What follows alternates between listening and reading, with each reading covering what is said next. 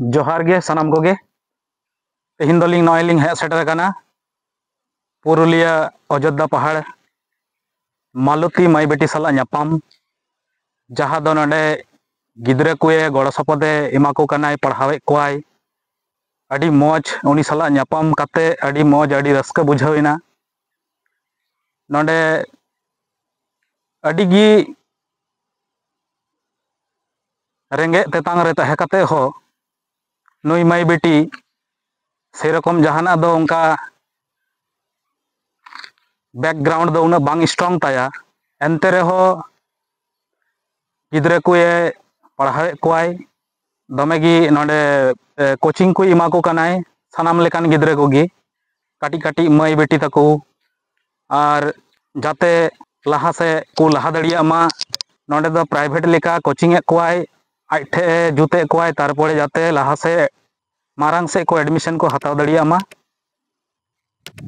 आदो नोडे हेक काते नेल काते अडी अडी जुदा गी अडी एटाग गी बुझाविना मने रे एटाग गी बुझाविना मने रे तारकुयन लेका लगावेन लेका गी अटकारना जहाँ दो नोडे हेक काते नेल काते मरी कथा को लिंग दिशा उयहर किदा जहाँ दो अलिंग माने काटी समय रे जहाँ लेका अलिंग सावते होय लिना से पारम लेना से ओने ओंकाना मिटांग मेसा लेकाना नोडेलिंग नेल नाम किदा जे जहाँ दो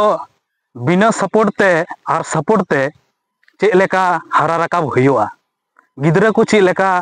हरा रकाब हुयुआ जत्न हुयुआ पढ़ाव चु हुयुआ सेरकम दो नोडे दो उनका सपोर्ट दो बनुत ताया एंते रहो जहाँ दो को माने जहाँ दो को लई कदा जे मने रे केटे और उयहर जुदी तहन खान पैसा टका बांग तहन रहो आमा मने दाड़ी गी अडी जोर गिया अडी गी शक्त गिया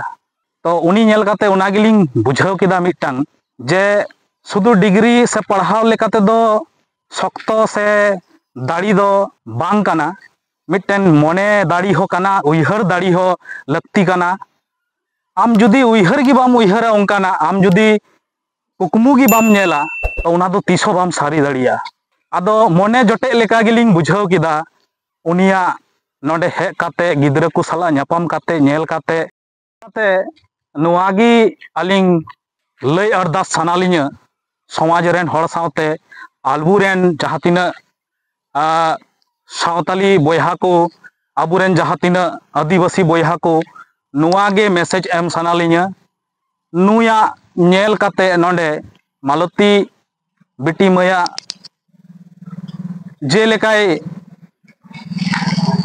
कुरुमुटु कानाय छुटाव कानाय समाज लहा लगित ते गिद्रा को लहा लगित ते आया जहाँ तिना गी दाड़ी ताय कुकमु ताय जहाँ तिना दाड़िया कानाय उन्हें गड़ो सपदे एमा को कानाय उनागी अडी मारांग कथा आदो जेमन को मेन गिया आरो मिटांग अडी माने हाहाड़ा लेकाना कथा जे उनी अबु लिका दो जेमन अबु को गड़ो सपद को एम ले बुना ओड़ा रेन हर ओलोग पढ़ाव लगित ते से फाइनेंशियल कंडीशन अबुआ दो अडी गी मौज ताहे काना उनिया दो सेरकम दो उनका दो मौज परिस्थिति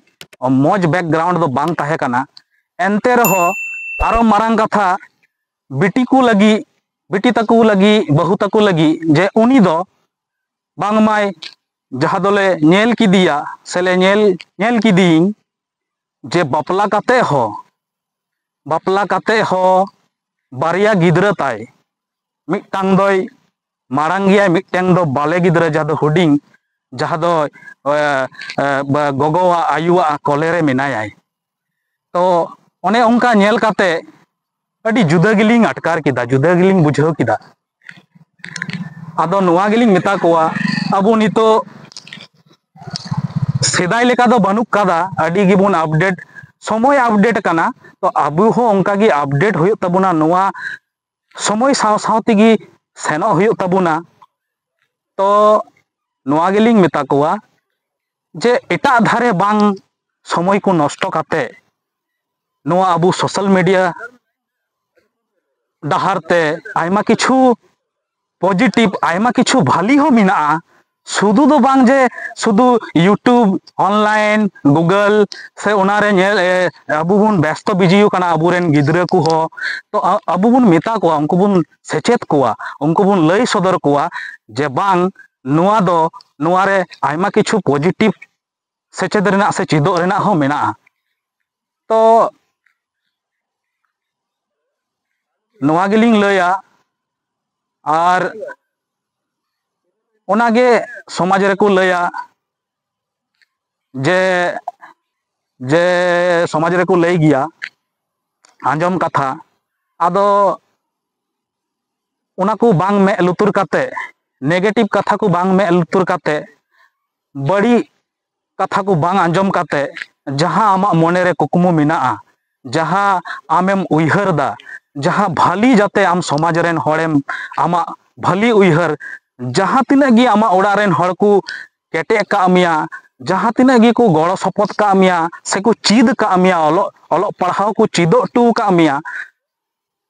अबुरेन होयतो उनका बाको पढ़ाओ दड़ियो कदा अबुरेन गोगो बाबा तको एनते रहो अबु दो इना गान दो अबु को उना भाली तालाम डहार रे जाते बुन तालाम दड़ी इना गान दो को चीदो टू का अबुना तो नोआ गी समाज रेन से बायरे रेन आयमा किछु को मेन ताबुना किंतु उना को दो बाबुन में लुतुरा और नुया नुआगी उदाहरण नेल काते एग्जाम्पलिंग लया जे मेन को बांग जे बापला काते दो ची हो बांग हुआ बापला काते दो बाम दाड़िया उनका दो बांग काना आमा उइहर गी जतो किछु काना आम जुदिम उइहरा मोनेयाम तो आम बापला काते हो मोने केटे तहन तमा तो आम उना जहां आमा कुकमु काना जहां आमा माने ᱧᱟᱢᱚᱜ ᱨᱮᱱᱟᱜ से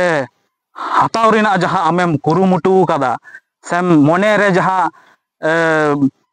जे इया मिना मिटांग उनकाना उइहर जे बांगमा नोआ दኝ कोराव दड़ी गिया ताले आमदम ओनादम ᱧᱟᱢ गिया आरेम कोराव दड़िया गिया तो से रकम ओना को दो बांग काना जहां तिना गी नेगेटिव कथा ओना को दो एकदम गी बांग काना जहां दो यूट्यूब रे बुन नेल लिदा जेलेका से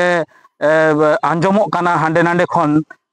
आंजम कथा और जहां नोडे हे काते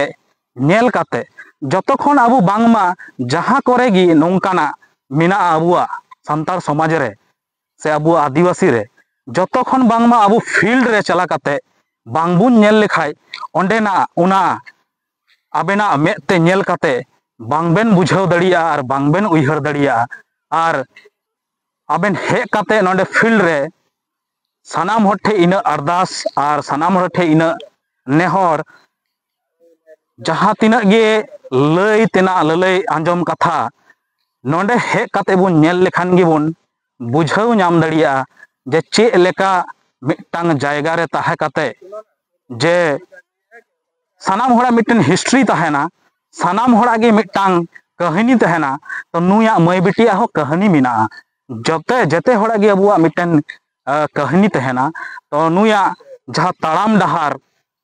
अडिगी मौज बड़ी तहे काना अडी कष्ट तहे काना एनते रहो ओना जुदी बुन नेल ताया तो